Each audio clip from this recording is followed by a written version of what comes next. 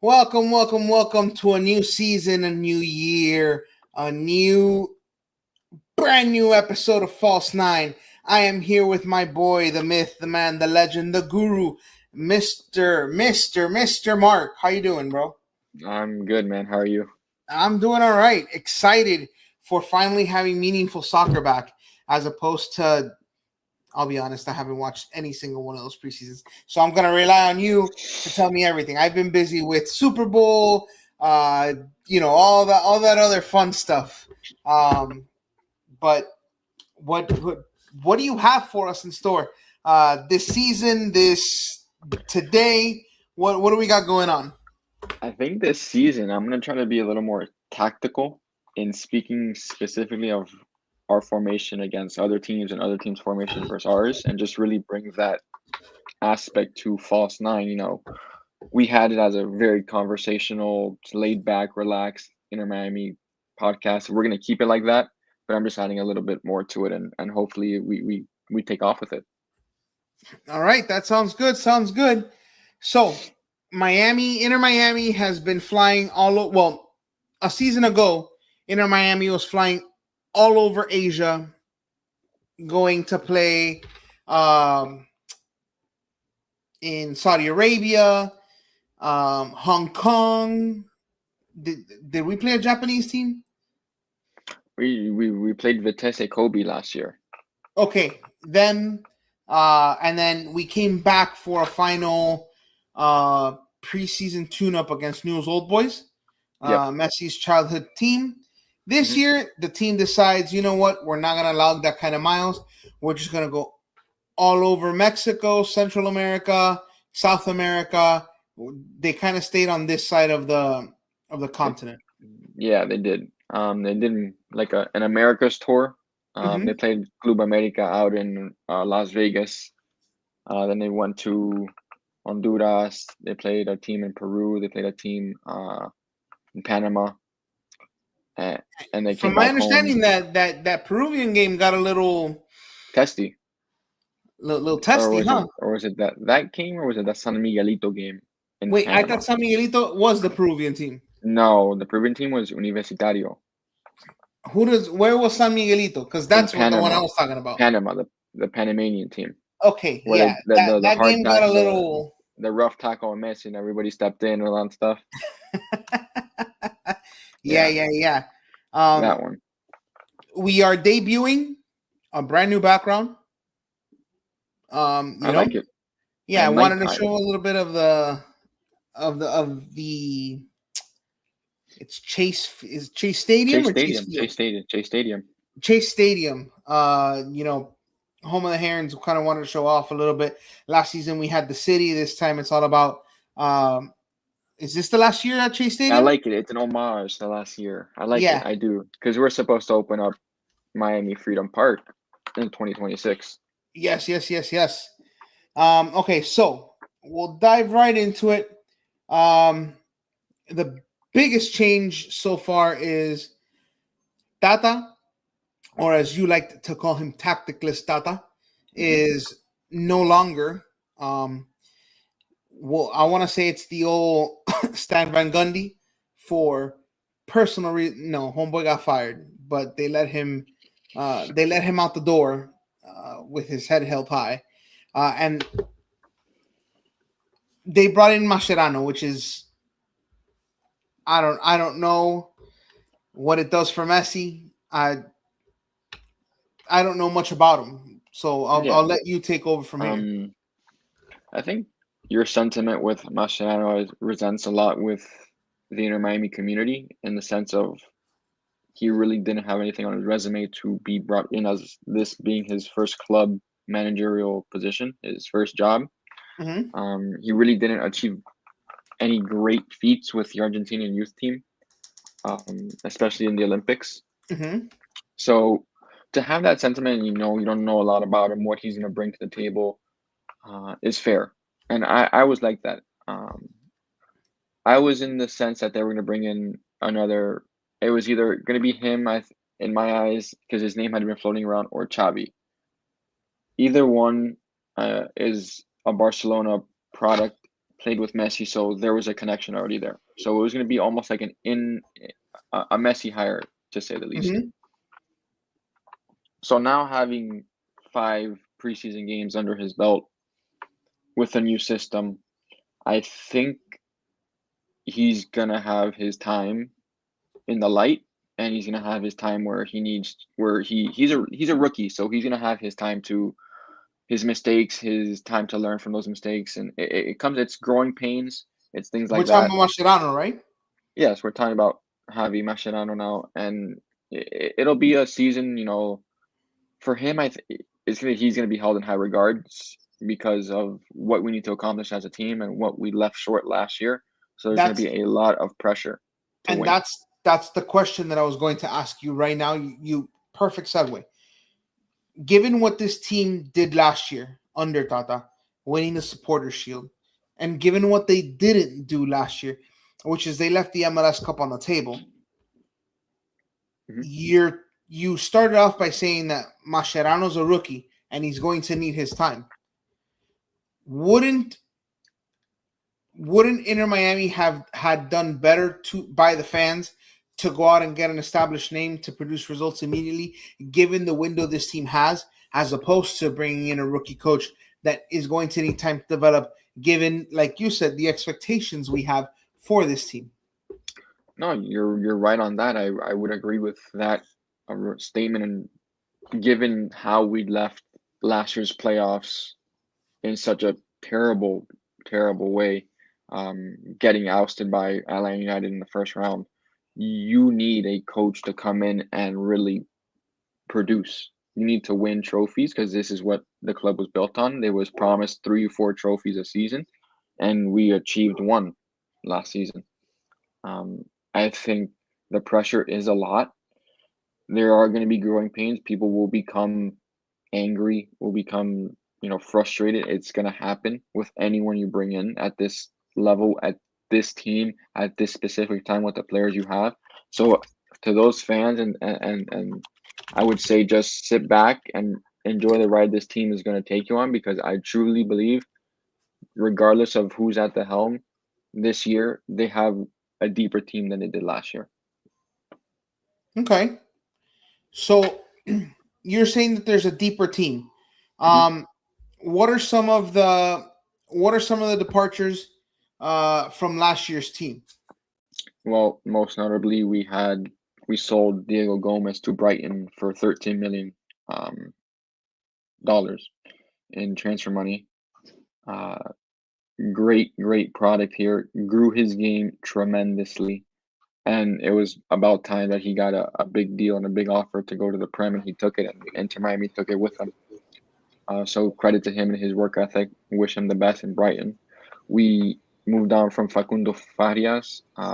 Really could not get his really got into the team late. Was able to provide when Messi didn't play. Had a good showing. Had a good goal against LAFC 2 years ago. But last year's preseason, the first game, he tore his ACL, so that cut his season short. So at that point, he was rehabbing all last year. He wasn't really sure if he's going to keep on this team, and lo and behold, he's not. The other one, another notable departure is Matias Rojas. Came in to be a Messi plug-in when Messi was out for the Copa America. Mm-hmm. Played fantastically. Um, Found his groove rather quickly with the team. Had some worldly goals for us, including a free kick against Montreal, which was incredible. Um, he has moved on. We also moved on from Leonardo Campana, one of my favorite players in Miami history. Um, Really struggled just finding his foot in the playing time. Could never get that true number 9 spot to himself. Was fighting with Gonzalo Higuain, was fighting Mm-hmm. with Luis Suarez, and when he played, he would produce, but he can never keep that number 9 spot to himself. And he moved on to the New England Revolution. Excuse me. Right. Those are the biggest transfers that we had out. Uh, Nicolas Freire returned as his end of loan. We moved on from Christoph, moved on from Negri. Negri got drafted by San Diego. Let's see who else here. Emerson Rodriguez finally gets his uh, his transfer. He's moving on to Ludogorets. So we moved on from a lot of pieces, but we also brought in a lot of pieces as well. And I think these are very important, very good players that we brought in. Those notably are Gonzalo Lujan, who is a center back, right back. We bring in Telasco Segovia, Venezuelan midfielder, who is to replace Diego Gomez in that aspect of a number 8 and a wide midfielder. We're Hmm. bringing Maxi Falcon from Colo Colo, a center back. We So bring in. I've heard a lot of things about him. Mhm, I've heard some good and some bad. mhm. I've heard that he can be a hothead. I've heard that he is Cello 2.0. I don't know what to make of him as far as what we're going to be getting. I think he's very good in the air. In aerial duels, he's very strong. He may not be the tallest, the fastest, but he brings a solidified center back in the Chilean league. Um, so I, I I believe if the partnership with David Martinez and does not work out with Toto Avilas in that sense, that Mm-hmm. Maxi Falcon may be able to step in for Martinez and provide that left-footed center back next to Avilas. And then we bring in Tadeo Allende Mm-hmm. from loan from Celta Vigo, a right winger, right mid, false nine type of, no pun intended, type of player who can play down the middle, can play out wide. Has really shown a lot in these preseason games and one of my players to watch for the season. And then you're gonna like this one. We bring in Fafa Pico Right. Yes. as a The free agent. he is someone we love to hate. Love to play on your, love to have him on your team, hate to play against him. And especially for Inter Miami, that couldn't be said any louder. He would torch us at times when you play against them. So having him on your team is a plus. Okay. So new faces, more depth. You said um, a more dynamic team, right? I would say so. Okay. Are with Tactic Listata, we played one way. How do we expect to play with Mascherano and the new toys that he has? Um, with Tata, it was really a three back or a 4-3-3, and the three back never worked. At times, it worked really a handful of times. Um, with Mascherano, we've seen a lot of double pivot in a 4-2-3-1 and a Mm-hmm. 4-4-2, 4-3-3 variation. Mm-hmm. So I think Mascherano will stick to what he knows in the 4-3-3 and a 4-2-3-1 rather than tinker and toy around with certain formations. Because the most important aspect to this team's success this year is the midfield. If Well, we have, that was always the case before as well. yeah, but I think this year, especially with the pieces we have and with the amount of depth that we have in that midfield, alone from I'm my starters, if it was me, Mm-hmm. is Telasco Segovia is a wide left midfielder, Mm-hmm. Allende is a wide right midfielder, a double pivot of Bright and Busquets. Busquets playing more as an 8, and then Messi as a 10. Then you bring in Kremaski, you bring in Gressel, you have Pico who can play as a wide left midfielder, you have David Ruiz, you have Redondo, you have a plethora of players to choose from. And if he gets it right and is able to combine the subs correctly and lock down the midfield and alleviate pressure in the back line, this team will grow in that aspect from last year. Okay, so last year I remember a common theme was you basically tunneled us through the middle, and then you were going to be okay. Yeah. The problems for teams came when they allowed us to go wide. How do you expect this season for that to change, for that to be fixed? So I think I'm going to bring up the graphic real quick that we have. I think playing Messi as a 10 and finding him to feet quicker and having Allende and Segovia and Suarez make runs in behind Hmm. and Busquets sliding up a bit is going to make the defense panic in a sense because last year Messi would drop in he was dropping in quite deep at times to receive the ball in the preseason, but Hmm. that's fine. If we're able to find Messi quicker from whoever the goalkeeper is to Busquets to Messi and let him operate in spaces and let Allende get in behind, which he was very good at this preseason, and Segovia get in and tuck in as an inverted midfielder winger type of Uh-huh. thing, it could cause a lot of problems. Then you bring on Robbie Taylor and Pico and Leo Alfonso. You have a lot of depth in that in the front six positions to really cause problems. The key is getting Messi on the ball quicker, letting him operate. So in this formation here, Mhm. you have the four with the two CDMs. This lineup here. I know you're gonna see Allen and Ustadi. This is what my predicted 11 is for the KC game. Regardless of Hmm. personnel, just speaking tactically, Hmm. you have the back four, the two CDMs, right? Hmm. Then you have uh three players in the at the beginning of the midfield, and then Hmm. Suarez being the lone player up top. Yeah, Before you used to have three at the bottom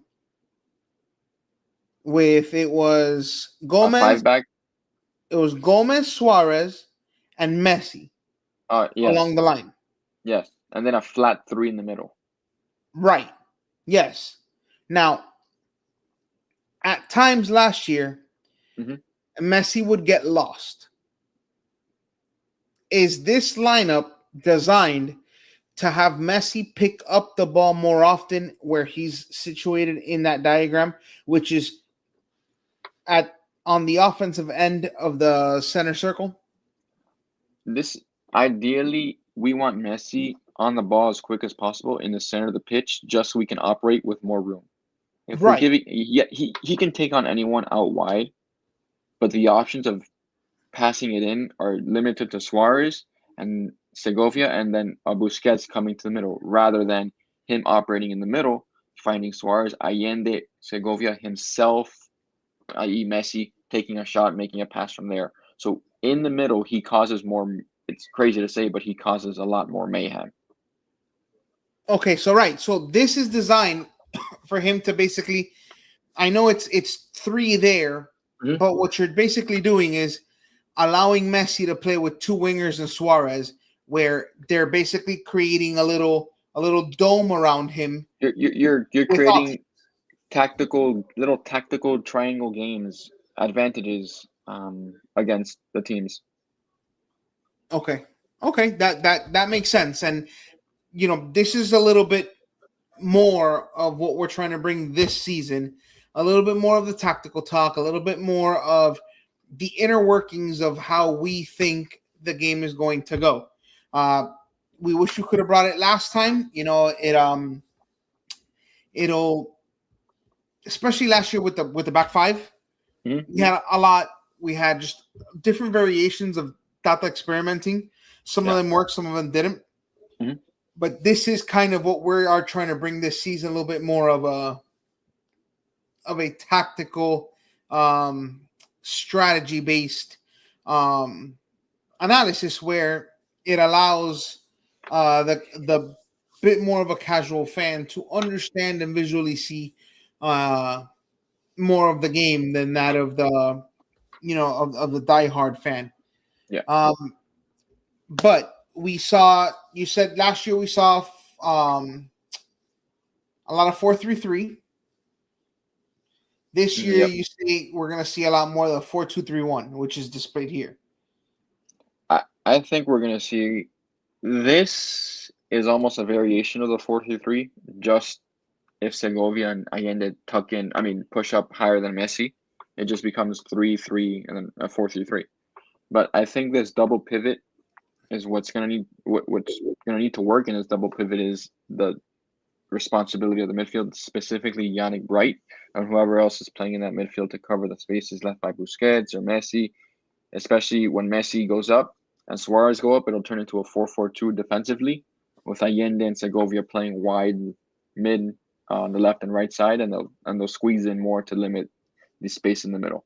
So in this formation, with Mhm. Messi having the freedom that you anticipate him having, you're saying that Allende and Segovia are going to have more defensive responsibility Yep. than a a lineup had last year. I know that the lineup last year was designed to have defensive responsibility. It lacked a bit last season. I know that Hmm. the purpose of having our favorite player, uh, Julian Gressel, Hmm. was because he was very defensive. Uh, he was responsibly defensively, and Gomez was also, at times our defensive enforcer at times out wide. Is this going to be a more defensive efficient lineup than last year's? It, it's gonna have to be solely because we need to limit the amount of numbers that are in the midfield for the opposition, and we need to match that. Those So at counterattacks times, that killed yeah. us last year.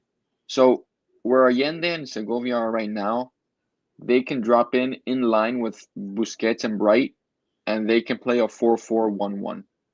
Because Okay. essentially Messi won't won't recover as much. Suarez may actually, they may recover depending on the game and depending on the circumstances and what time they'll find the ball. But At this point, realistically, neither of those guys want any defensive responsibility. no. But in the Suarez at preseason, times, no, in the preseason, Messi and Suarez looked up for the press and they pressed and recovered at times. So we'll see what happens. But I anticipate a 4-4-1-1, 4-4-2 defensively with more defensive um, responsibility this year than it was last year. okay, okay, understood. Okay, with that in mind, Hmm. talk to us a little bit about the preseason. Preseason showed a lot in terms of players getting better, Hmm. what positions are at need. Really didn't. I mean, Drake Callender didn't play in the preseason because he picked up an injury with the U.S. men's national team before. So Ustadi has been playing. He's really had no real challenge except for that Orlando game, which was what the competition is going to be like in the MLS. So those San Miguelito games, the game against Olympia, the game against Universitario, really we're just to get the kinks out with the team, to get that formation going, to get the players accustomed to playing with each other. But I've got to give credit to uh, Messi. Showed up ready to play. He looks like he's fit and ready for the season. Um, Noah Allen has come back better than last year. He was a player that was improving a lot. Do you A think player him that moving back out wide has benefited him? no, I think he's, to be honest, I think he's our third best center back, Okay.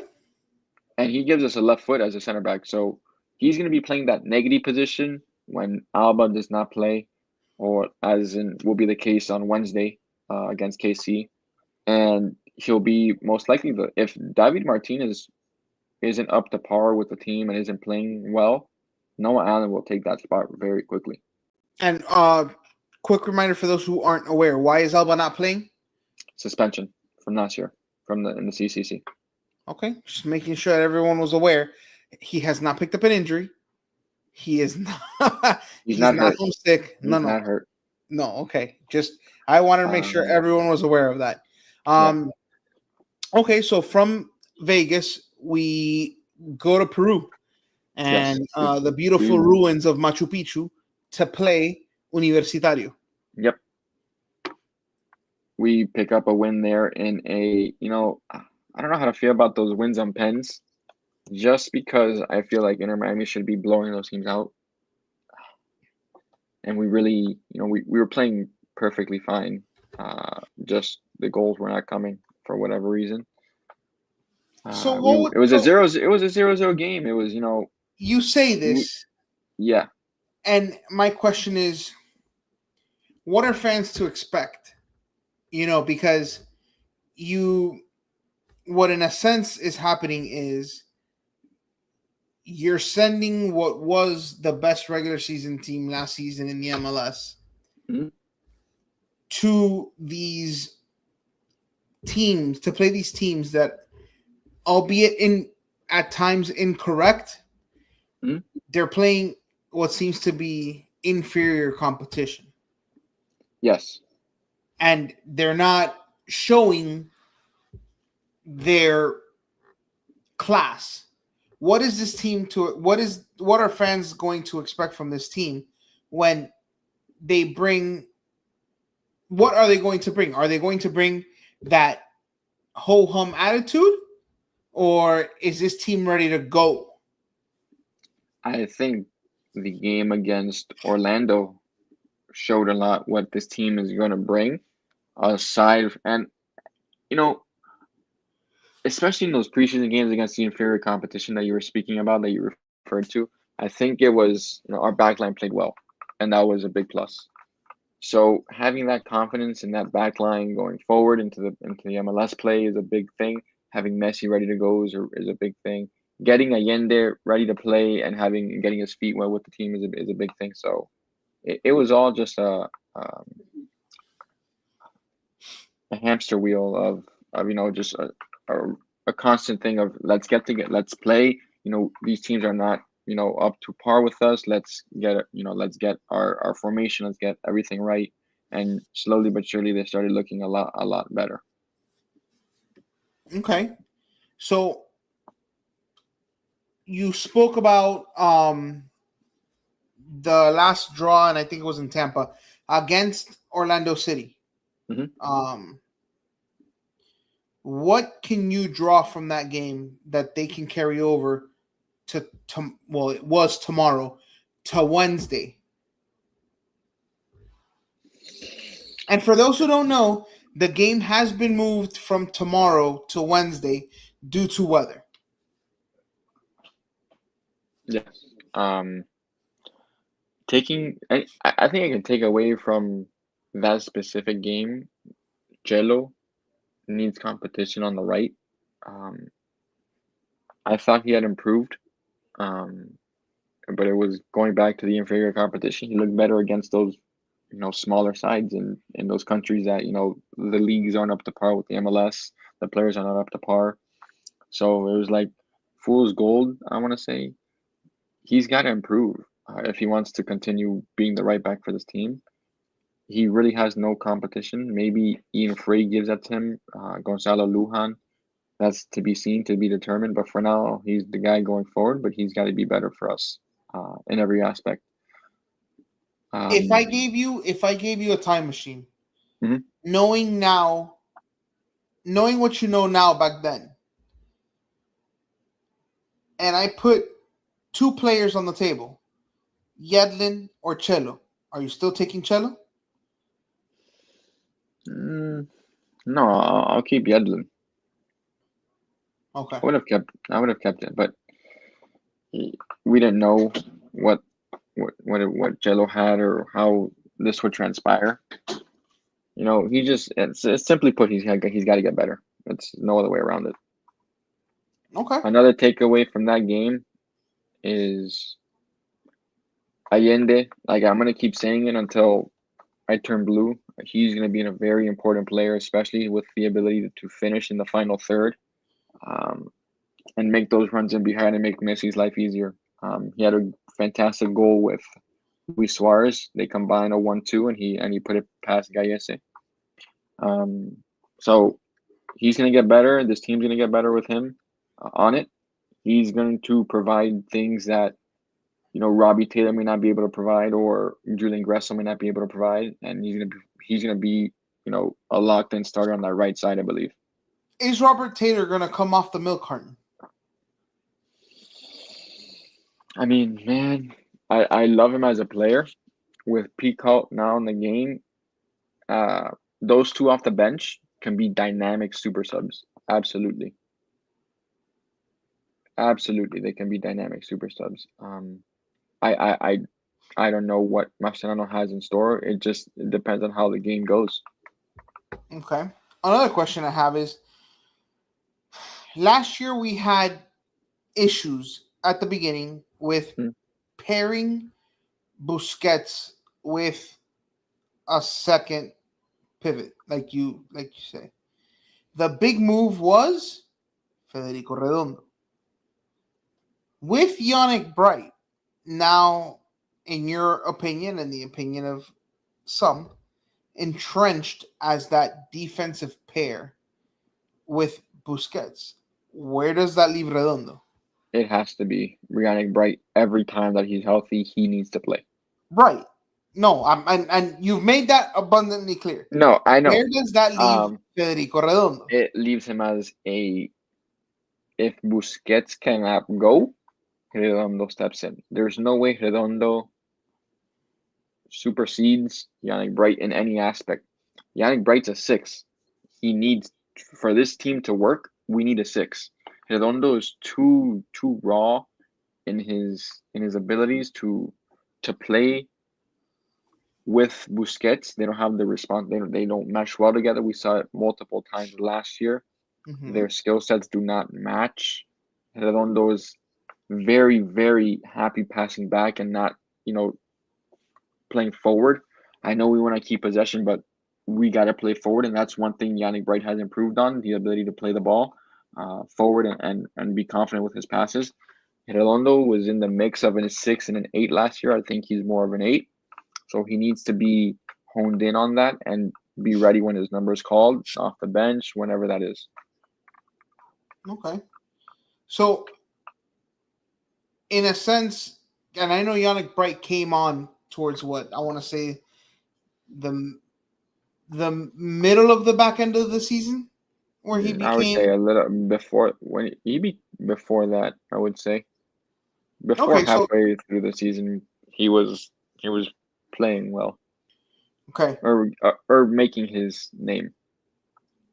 given again, given back then, if you know now, Hmm. if what you know now you knew back then,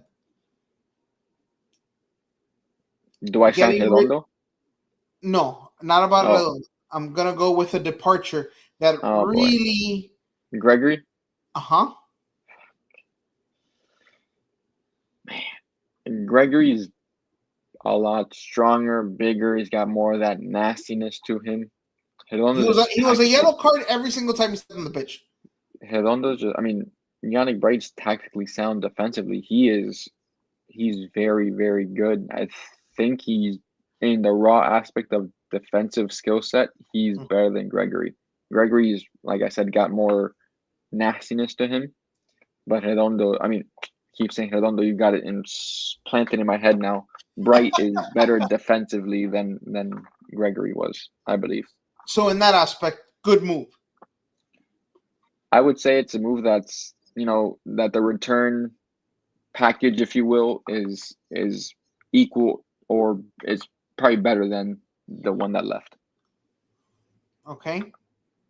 Now, in your eyes, Segovia, Allende, Hmm. those guys can fill the shoes that I don't know when that switch flipped, but when Gomez flipped that switch It and flipped. became Yeah. all world, you think those guys can fill those shoes? Segovia has the talent to. Uh huh. It's all because when Gomez one season to the next, when he was the starting 8, when Gomez was a winger, it was not the same Gomez we saw in the beginning of the season. Correct. He was still playing well, but he was not at his natural position. He's an 8. Segovia has the ability to play a little bit out. He has the ability to play out wider than Gomez, a little bit better, but Gomez was better in the midfield. Segovia has a better feel on the ball, Mm-hmm. is better tactically with the ball at his feet, but Gomez was an absolute bulldog in that midfield. Mm-hmm. His defensive prowess, his work ethic, his work rate was incredible. And that's what, his ability to press and to cause turnovers and he worked on his finishing and he was able to finish goals and make those runs and help Messi and things like that. It's going to take a lot to replace that, Segovia has the ability to. Only time will tell. Forget time. I'm asking you the same way I asked about Bright, and you put it very nicely. So I'll use your analogy. Is the product Coming in? that is on the field now better than the product leaving? No. The Okay. guy left for 13 million to the Prem. Segovia would need to leave for 15 mil next year to the Prem. 20 mil to the Prem. Okay. Okay. Because a jump from the MLS to the Premier League to Brighton is a big leap. And I haven't been able to keep up with different things, but how is he doing over there? I think he's doing just fine. I don't think he's gotten a start yet, but he's come on and made appearances with as a sub, so he's getting time only. And then as we'll see what happens in the off season in the summer transfer market for Brighton, what they do and who's in and who's out. But he's a young player. He's getting his feet wet in the Prem, and I think he'll just fit in fine. He'll fit in just fine. Okay.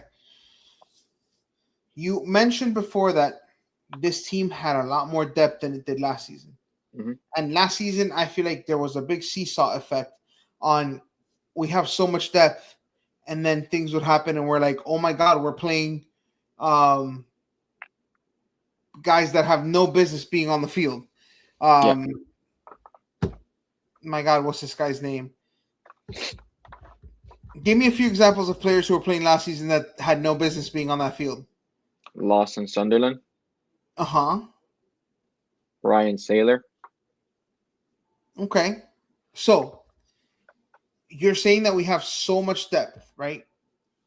Injury security blanket aside, what does the depth bring to this team this season that didn't have last season?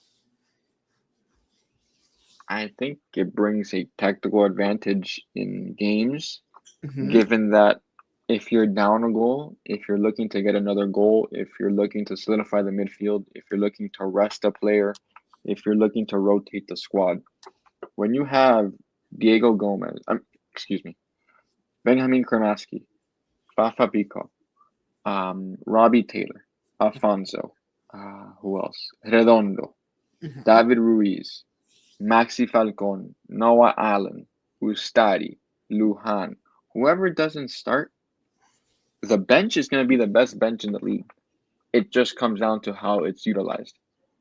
Who comes on? Are they on at the right time for the right players? Are they going to make a difference? That all relies on Javier Mascherano. Can he be a tactical genius? Something that was not. Can his tactics override the game script? How the game is going? Can he change it with who he brings on at what time for what is needed for the team? Okay, what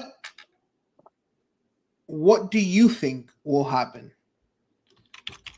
In what way? In who's brought on? Who's our first sub? What are we looking at? What do you think? And I know Mascherano's the one who plays a big role in this. Do you think this team is going to be utilized to get the most out of the players available? And by that I mean give Messi a rest when he needs it, but still get 3 points. Keep the guys rested, but still get 3 points. Given how at times the schedule can be a very compact schedule, Yeah. Can you maximize this The roster potential? Yes, I think so, because with the young talent that we've brought in, I think Allende, Segovia, Pico coming. He's not young, but the addition of Pico, Kremaski, getting another year under his belt in the MLS. David Ruiz with the same. I think, we're going to utilize this team to the max. Okay. Now, the reason we're having this show today and not on our regular Thursday day is because we were supposed to have a game tomorrow, but now that game moved to Wednesday because of weather.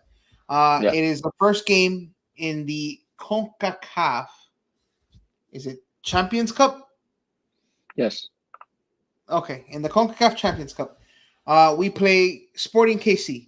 What do you expect from this Inter Miami team? Uh, I expect us to win just because I'm not gonna go against us in any game pretty much. Um, it's gonna be cold, yeah, whatever. Can a Miami team win in the cold? The Dolphins can't. Inter Miami You probably. took the words out of my mouth. Okay, Mi- okay. Calm Miami down there, probably. bro. Listen, listen. What? There's no need for that type of violence. Okay, we're Sorry. a family-friendly I show. I'm sorry. I'm sorry to the Dolphins Chronicles and all the faithful and all the Dolphins faithful, but I'm sorry. Inter Miami right now is the best football team in the state of Florida. Okay, I said it. I feel like that's a cop out. I don't feel like that's Why? that big of a branch to go on. I mean, people are gonna say for sure. Wait, hold on, sir. What? Sir, what? We're talking about Football. no, No, no, I'm no. saying football. It's called football, brother. What? Okay, hold on. What are you, Danny Inter Rojas Miami, now? Inter Miami Football Club, Club de Fútbol. But are you Danny Rojas now? You sewed Mm, together the soccer ball and the football, and you're gonna go field go. Like yeah, of course. what? You? I guess okay. Tell me I'm wrong. Statistics don't lie. Nobody has won their regular season uh, trophy standings yet. The Dolphins haven't won a division. There you go. In basketball, divisions don't really matter for anything. Uh-huh. Um, I mean, Tampa won their division. The weak division, the weakest division of football, other than the AFC East. Well, hold on. Inter Miami won the regular season. They got the number one seed and got their Yeah, doors blown off in the playoffs. What's the that's difference? fine. They won a playoff game. The Dolphins haven't done that in how long? Okay, but hold on. Did they win a playoff game? They won a Because game. it was They won best a two out of game. three. They won a game. Yeah, they didn't Okay, win the. so They didn't win so the if the set. mark They didn't. okay, so a gentleman's sweep, you'd give They them won a. credit for that one single game? No, yeah, of course they won a game. Okay, so if the monocles come out, the top hat, and they get gentlemen swept, They won a game. the Heat, they won a game. They won a game. They stole a game in Boston. They won a game. Game 2. They won a game. Man, I feel like these goalposts are moving. I feel like these goalposts are moving. You like this, They're huh? moving You like rather this? quickly. You like this, huh? I'm just. No. But regardless I'll of give you the best football team in the state. Okay. So we get a win in KC. No Jordi Alba. no, You expect Noah Allen to step into his place? 100%. Okay. Do you think it's a tug, pull, bite, win by the skin of your teeth, or do you think it's a comfortable win? Even if there are such things as a comfortable 1-0 win. I gotta be honest. I haven't really seen KC preseason. Not that I'm gonna say a shit about them. Uh-huh. It's gonna be cold. I don't know how the field's gonna be, how slick it's gonna be Well, on the Messi's pitch. playing in the cold. It gets bitter cold in France and these places. So I don't expect that to be an issue for him. No, it's cold. I understand, but they moved it because of the snow, and it was not gonna be playable. Right. Not because of the cold. I don't care. The cold is cold. You figure it out. That's what I'm gonna I say. agree. Figure it out. Don't give me the whole I don't want to play in the cold because it's then Inter Miami gets stuck with they don't want to play in the cold. And the next thing I need is Inter Miami and the Dolphins to have that same relation. Okay. Okay. I'm So happy. now Let me wait. I didn't answer your question. Because I got talking about cold weather now. I think answer the question. it's gonna be a lot of Miami with possession. A lot of us finding Messi on the ball and very quickly and getting those wingers going and trying to get in and out of there rather quick. My question is: are we sweating at the end of the game? No, I'm not. I'm gonna be in my house. It's gonna be nice and the air conditioners will be nice. I'm not gonna be. Sir, let's please stay on task. Are we sweating No, at the I'm end of not the gonna. game? I don't think I'll be sweating. No, sorry. Okay, so you think you think we'll I be? think it's a 2-0, 2-1, 3-1 type of score line. It's fine. And I didn't ask for a prediction because we went No, away. yeah, I know. We went away. We're gonna stay away from that to start the season. Okay, We're gonna stay far away. so now to the best part of a season preview. One, where do you expect Miami to finish in the CCC? Are we talking about final, semifinal? Are you I expecting them think to they'll win be it? one of the. What is I the think they'll standard? the. Can I say Final Four? Okay, One so of the semifinal. semifinals. Yeah, Okay, I just think there's a lot of like it was last year. They want to play a lot of tournaments and they have all these things. A lot. It's gonna be a lot of games. I'm gonna say because it's I want to win everything, but semifinals fine. okay. In terms of the MLS regular season, where give me a number because where do you I'll be expect them no to yeah. finish in the East? Top two, easily top two. I want to say one, but it's very hard to repeat. So as a supporter shield winners. Well, there's a big difference. Do you expect them to win the supporter Oh, shield? yeah, I do expect them. They have the best team in the MLS. They do. There's no more Cucho Hernandez in the league. He's long gone. Bye, bye, bye. Lucho Acosta is no longer with Cincinnati. See you later. You got traded, right? LA Galaxy lost some players, some meat in that roster. Not the big guys, but LAFC did too. Well, LAFC is not the one who I was worried about. Who are you worried about? Man, that Don't tell Galaxy me San Jose. Ricky Puig is coming off a torn ACL. I know, but I'm not. I don't care about them at the beginning of the season. They lost Jovic too. Yeah, but that front three still scares the bejesus out of me. Yeah, who? Peck and Peso are the guys that give me nightmares. Yes.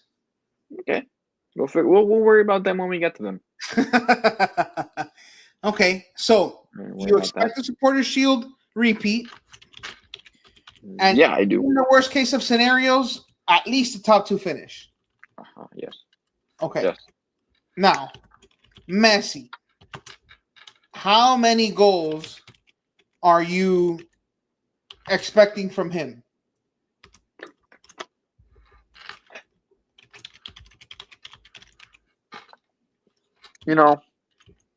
I gave a prediction to Scotty the other day when I jumped on his podcast to do a the one and only thing. Mr. Scotty Grays.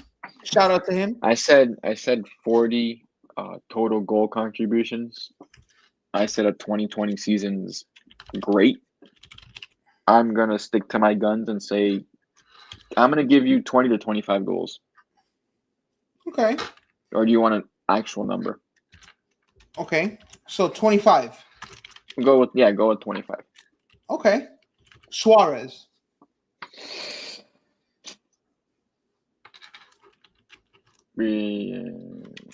I gave this prediction last year. I was kind of off by a little bit, maybe. Let's go between.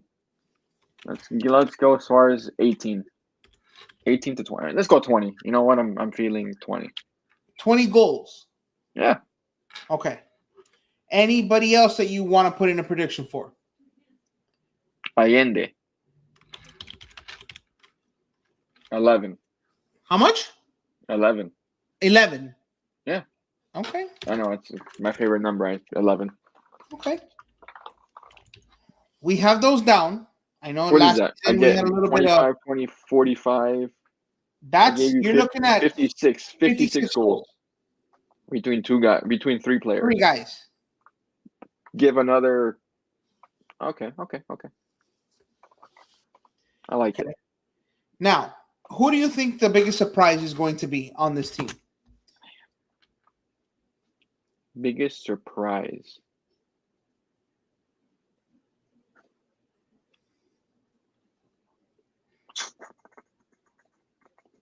You heap I'm gonna praise say on Segovia pretty good. And Yannick I've Wright is no given. longer a I've surprise. no. I know I've given Allende. Allende's proven to me that he can be a. I don't want to say a surprise. Segovia, he's got the skill set. Does Kramaski count as a surprise, given that last year, he was kind of struggling with the hernia, with the playing time, with really finding his footing. I think he What is can it have a that you're really big season. expecting from Kremaski that would make it a surprise? Uh, just a better overall, all around season. In the final third, playing as a double pivot in that 8, maybe 6 role. You think he's got the Just, defensive responsibility I think he's in got the him? work rate. I think he has the work rate to play as an 8 as a double pivot. So it'll be interesting to see where they play him. I think he may Okay. be a pleasant surprise this year, Okay. coming off what I thought was a subpar showing last year Okay. And in at your times. opinion, Mhm. who has the biggest chances, the biggest probability To what? to pick me up Ex- on my way to school and drive that struggle bus?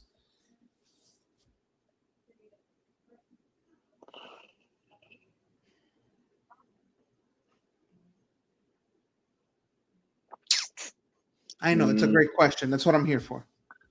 I know. Who's gonna pick me up on the way to school and drive the struggle bus? Mm-hmm. It's a good one, man. My first reaction, given what we've talked about today, would be Hmm. Cello. Yeah. And right behind him is going to be Toto. And not because of his ability to defend, Hmm. it's his ability to keep his head. Yeah. Those yellow I'm, cards are I'm gonna give. a I'm problem. just. I'm gonna give it to Jello just because um the inconsistency is what drives me crazy. He can have a Okay. good game and then in turn have a really shitty game. Okay. Now, you said the expectations were the supporter shield or a top 2 finish. Where do they actually finish? First Okay. with the MLS Cup. And okay, that was going to be the next question. Yep. You No, think there's they no way. No, you figure it out this year, man. You better get it. okay, You so have to. You now gotta okay, get now it. I'm playing devil's advocate here because now you got me going. They Okay. don't win the MLS Cup, what happens? We'll be back here in the off season talking about what coulda, shoulda been. Was this Our heads Messi's last rolling? year? Heads are probably heads are probably rolling. It just depends on how that season plays out. What is the factor that we didn't? Why didn't we win the MLS Cup? Was it a managerial factor? Was it a player factor? I mean, I don't think it's gonna be a player factor. We have the pieces. Is it gonna be a health issue? What if we can sit here and play what ifs all day, but the expectation is to go win the MLS Cup. What happens That's if really you do the win the MLS Cup? I'm I'm throwing a party somewhere maybe. Right. My question is, are we do we keep building on top of this? Or are because what? Messi runs at the end of next season? Yes, they want to extend them to at least one more year so we can play in the new stadium. Okay. And there's a rumor flying around that, and I don't know how true it is, that he's finishing his career in Barcelona. And I've seen the rumors. I don't know what the rumors are. I don't know how true they are. So it's just wait and see, I guess. Okay. All right. Well, you heard it here, folks. All the predictions, all the analysis for the CCC, all the analysis of the preseason that only Mark watched. But rest assured that I will be glued to the TV on Wednesday night watching the CCC game. Before we get up on out of here, do you have anything to add, Mark? Um, no, I just have a new Twitter handle at F9 Mark for now. I'm gonna try to incorporate a KSN homage in that handle once I get out of here. So for now, it's F9 Mark. And keep abreast to the KSN Twitter page. Well, we will be blasting it out so that you know where to go get your Inter Miami news straight from Mark himself, our False Nine correspondent himself. Anything else you want to add? Partners? I'm good. I'm ready for this season. Okay, well, here we go. For everyone here at Kendall Sports Network, we got a lot of great stuff cooking as well. We have, at the beginning of football season, we will have Dolphin Chronicles and Hurricane Warning again. Enjoy False Nine for the summer months. It's what's going to be probably pumped out here the most. We do got some other stuff working on slowly but surely. We want to go ahead and make sure we have our ducks in a row, our T's crossed, and our I's dotted. For everyone here at Kendall Sports, you can find him on, I imagine it'll be at KSNF9 Mark. Yes, that's what I'm going to try to change it to. Okay. You can find us at KSN_Sportsnet on Twitter. There is the link tree on every single one of our platforms, so you can go ahead and find all the information there. For everyone here at Kendall Sports Network, have a great one, guys. We'll see y'all Thursday after next week Thursday. Yes. Next week Thursday. No, I think we're gonna try to change it to Wednesdays next the show. Okay, so the 26th. Next week Wednesday. Next week Wednesday. Okay. We'll recap the NYFC game and preview the Saturday game. Okay. That sounds like a plan. So see y'all Wednesday, 7:30. Have a good one, guys.